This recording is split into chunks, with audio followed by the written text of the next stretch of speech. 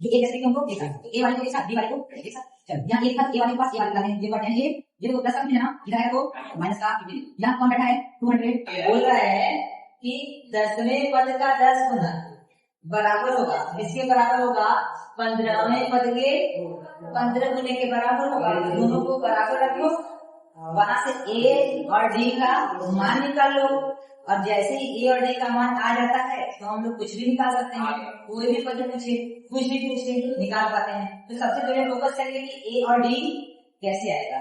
ए और डी निकालिए, ये रिलेशन यूज करिए, आया कि बताए। आ देखो क्या करेंगे, क्या लिखा है कि 10 टाइम्स किसका, 10th टर्म का, यानी 10th टर्म का कितना टाइम 10 टाइम बराबर होगा 15 टर्म के कितने गुने के बराबर होगा, यही ना बोला है, यही तो बोला है। अब का 10वें पद को कैसे लिखते हैं, T10 और ये हो गया 10, इसको कैसे लिखते हैं 15 टर्म को T15 और इंटू 15।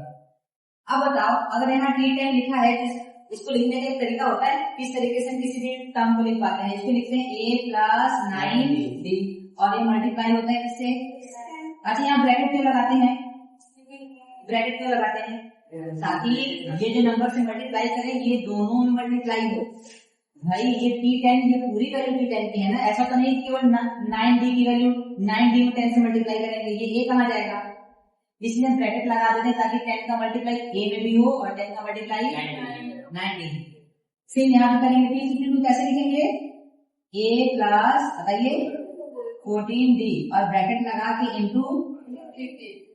आया समझ में इतना, बस कुछ नहीं, ब्रैकेट ओपन करके बारी बारी क्या करते हैं मल्टीप्लाई। पहले 10 में a का होगा तो 10a प्लस 10 में 9 का होगा तो 19d, क्या कराओ 15 में a का कराओ 15a प्लस यहाँ कराओ 15 और 14 का मल्टीप्लाई कितना है 210 एंड d। अब यहाँ से क्या करते हैं, यहाँ से लाइक वाले को एक साथ कर लेते हैं, जो एक जैसे दिखते हैं उनको एक साथ, तो a वाले को एक साथ d वाले को एक साथ। चलो यहाँ a लिखा तो a वाले के पास a वाले को लाते हैं, ये हुआ 10a, ये देखो प्लस का 15 है ना, इधर आएगा तो माइनस का 15। यहाँ कौन बैठा है 210d, d के पास d जाएगा, ये प्लस का 90 लिखा है, उधर जाएगा तो चलो माइनस करिए, माइनस का 5a, यहाँ 120d।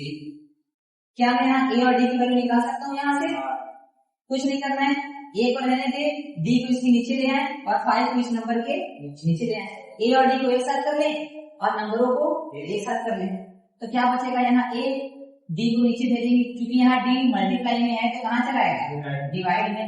यहाँ अकेले दिख रहा है 120, इसके पास कौन चलाएगा माइनस का 5। अब डिवाइड करिए, a बटे d कितना मिल रहा है, कितना 24, ऊपर आ रहा है 24, नीचे आ रहा है -1, ओके, यानी a की वैल्यू 24 और d की वैल्यू -1। चलो अब मुझे अगर a और d की वैल्यू पता चल गई तो जो पूछेगा वो निकाल पाएंगे। पहले लिख लो, a बराबर कितना आया है 24 और d बराबर -1। क्या निकालना है, क्योंकि ये शो करना है कि इसका 25th टर्म क्या है 0 है, यानी इसका 25th टर्म क्या है, देख लेते हैं क्या है नहीं। चलो T25 को कैसे लिखते हैं, a प्लस 24, सॉल्व कर लेते हैं, a की वैल्यू 24 प्लस 24 की जगह 24 और d की वैल्यू ये हो गया 24 में 1 का मल्टीप्लाई करेंगे तो माइनस का 24 और दे देगा यार आ तो गया। T25 कितना आ गया